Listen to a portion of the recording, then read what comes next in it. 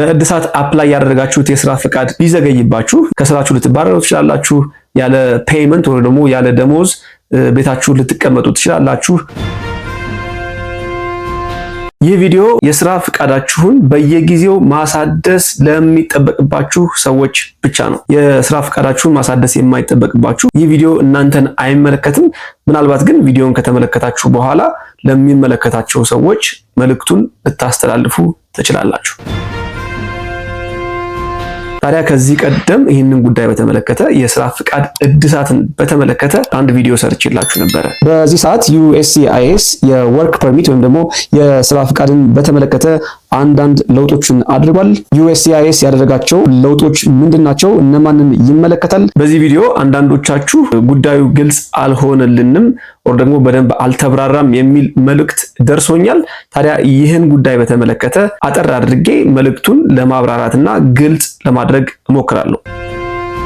ታዲያ ይህ ቪዲዮ ሊመለከታቸው የሚችሉ አካላት እነማን ናቸው ካላችሁኝ ምናልባትም በፐርማነንት ሬዚደንት ያላችሁ ሰዎች ወይ ደግሞ ቋሚ የመኖሪያ ፍቃድ ያላችሁ ሰዎች፣ አሳይለም ላይ ያላችሁ ሰዎች፣ በቲፒኤስ ያላችሁ ሰዎች እና የመሳሰሉ የተለያዩ ስታተስ ላይ የምትገኙና የስራ ፍቃዳቸው በየጊዜው ሊታደስ የሚገባቸውን ሰዎች ብቻ ነው። ታዲያ እንግዲህ ከዚህ ቀደም የሰራሁላችሁ ወደ 8 ደቂቃ የሚጠጋ ቪዲዮ ለብዙዎቻችሁ ግልጽ አይደለም። አሁን ግልጽ ለማድረግ ያክል እንግዲህ እንደሚታወቀው በየጊዜው የስራ ፍቃዳችሁ እድሳት ያስፈልገዋል።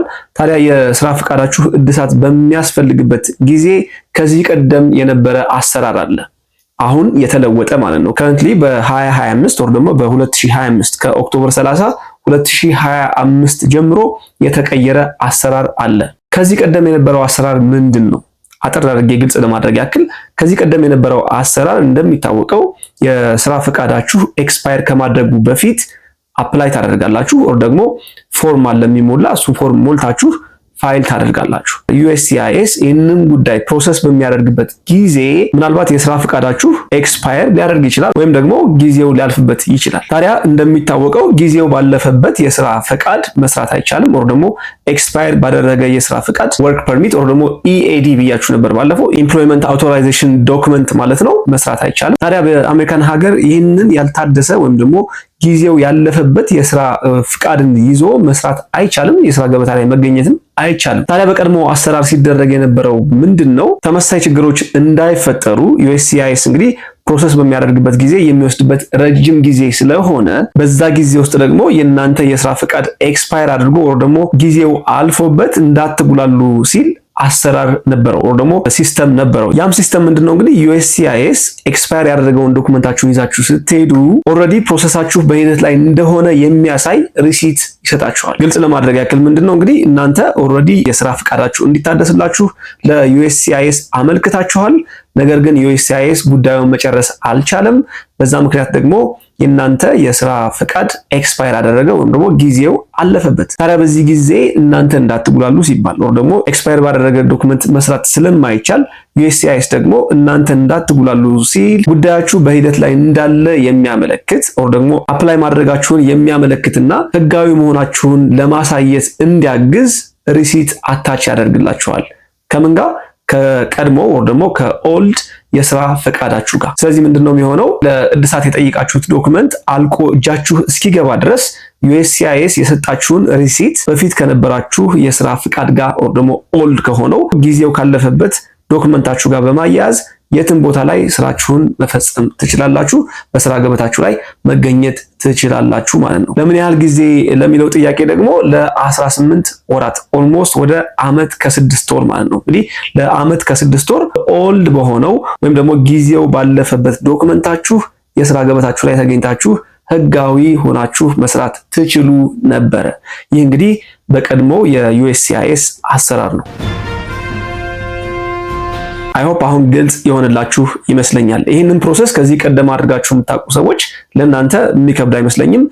ጉዳዩም ደግሞ ያን ያክል የተወሳሰበ አይመስለኝም። ይህ አሰራር ምን አይነት አድቫንቴጆች ነበሩት? USCIS ጉዳዩን እስኪጨርስ ድረስ እናንተ ባልታደሰ የስራ ፍቃድ ሪሲቷን ብቻ አታች በማድረግ ከUSCIS ያገኛችሁትን ሪሲት ብቻ አታች በማድረግ ስራችሁን እንድትሰሩ የሚያደርግ ቆንጆ የሚባል በጣም ብዙዎቹ የወደዱት ሲስተም ነበረ። ታዲያ በዚህ ሰዓት የተለወጠው ነገር ምንድነው? ምን አዲስ ነገር አለ? ምንድነው ልትነግረን የፈለግከው ካላችሁኝ እንግዲህ በ2025 ከኦክቶበር 30 2025 ጀምሮ የስራ ፍቃዱን ለማሳደስ አፕላይ የሚያደርግ ሰው ኤክስቴንሽን ፔሪድ አይኖረውም። ለእድሳት አመልክታችሁ እድሳቱ በጊዜው ባያልቅና ምናልባት እጃችሁ ላይ ያለው የስራ ፍቃድ ኤክስፓየር ቢያደርግ ወር ደግሞ ጊዜው ቢያልፍበት እናንተ ስራ መስራት አትችሉም። ወር ደግሞ በአሜሪካን ሀገር ስራ የመስራት ፍቃዳችሁ በጊዜያዊነት ይቆማል ማለት ነው። ህጋዊ ሆናችሁ መስራት አትችሉም ማለት ነው። በእናንተም ችግር ይሁን በዩኤስሲአይኤስ አሰራር ምክንያት ወር ደግሞ በአንዳንድ ችግሮች ምክንያት እንግዲህ ለእድሳት አፕላይ ያደረጋችሁት የስራ ፍቃድ ቢዘገይባችሁ አልቆ እጃችሁ እስካልገባ ድረስ በስራ ገበታችሁ መገኘት አትችሉም። ይህ ደግሞ ከዚህ ቀደም በሰራሁላችሁ ቪዲዮ ለማብራራት እንደሞከርኩት እጅግ በጣም በርካታ ችግሮችን ያስከትላል። ከስራችሁ ልትባረሩ ትችላላችሁ። ያለ ፔይመንት ወይ ደግሞ ያለ ደሞዝ ቤታችሁ ልትቀመጡ ትችላላችሁ። ያ የሆነበት ምክንያት ደግሞ ያለ ስራ ፈቃድ ህጋዊ ሆናችሁ መስራት ስለማትችሉ ኦልሬዲ የስራ ፈቃዳችሁ ኤክስፓየር ስላደረገ ማለት ነው። ሶ መፍትሄው ምንድነው ካላችሁኝ እንግዲህ በዚህ ሰዓት የስራ ፈቃዳችሁ ኤክስፓየር ለማድረግ ወይ ደግሞ ጊዜው ሊያልፍበት 6 ወርና ከዛ በታች ከሆነ የቀረው ኢሚዲየትሊ አፕላይ ማድረግ ይኖርባችኋል። የስራ ፍቃዳችሁ ኤክስፓየር ሊያደርግ ወይም ደግሞ ጊዜው ሊያልፍበት የቀረው ቀን 6 ወርና ከዛ በታች ከሆነ 6 ወር፣ 4 ወር፣ 5 ወር፣ 3 ወር እና ተመሳሳይ ጊዜ ብቻ ከቀረው አሁኑኑ ለእድሳት አፕላይ ማድረግ ይኖርባችኋል። ይህ ደግሞ ጥቅሙ ምንድነው? በተለይ ደግሞ 6 ወር በጣም ሪኮመንድ ይደረጋል። 6 ወርና 5 ወር። ያ የሆነበት ምክንያት ደግሞ ምንድነው? ቀድማችሁ አፕላይ ማድረጋችሁ፣ ቀድማችሁ ለእድሳት ማመልከታችሁ የስራ ፍቃዳችሁ ኤክስፓየር ከማድረጉ በፊት አዲሱ የስራ ፍቃዳችሁ እጃችሁ እንዲገባ ያደርጋል። ዩኤስሲአይኤስ እንደነገርኳችሁ ምናልባት ረጅም ጊዜ ሊፈጅበት ይችላል እናንተን እድሳት ፕሮሰስ ለማድረግ። ሶ the only option የሚሆነው ምንድነው? ኤክስፓየር ከማድረጉ የስራ ፍቃዳችሁ ጊዜው ከማለፉ ከ6 ወር በፊት አፕላይ ብታደርጉ ጉዳያችሁ በፍጥነት አልቆ አዲሱን የስራ ፍቃዳችሁን ማግኘት ትችላላችሁ። ቀደም ብዬ የነገርኳችሁ ችግሮችም አይኖሩም ማለት ነው።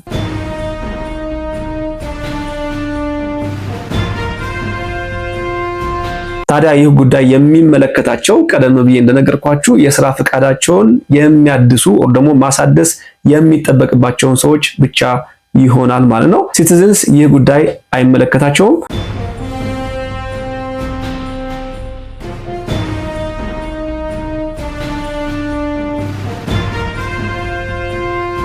አይ ሆፕ በዛሬው ቪዲዮ ጥያቄያችሁ ምላሽ አግኝቷል። ምናልባት አሁንም ግልጽ ያልሆነ ነገር ካለ በኮሜንት ሴክሽን ልታሳውቁኝ ትችላላችሁ። ጥያቄ ተመልሷል። ከቪዲዮ ምላሽ አግኝቻለሁ። ጠቅሞኛል ካላችሁ ደግሞ ላይክ ማድረግ እንዳይረሳ። አዲስ ሆናችሁ የምትከታተሉ ሰብስክራይብ በማድረግ የሳም ዩቲዩብ ቻናል ቤተሰብ ይሁኑ። ጤና ይስጥልኝ።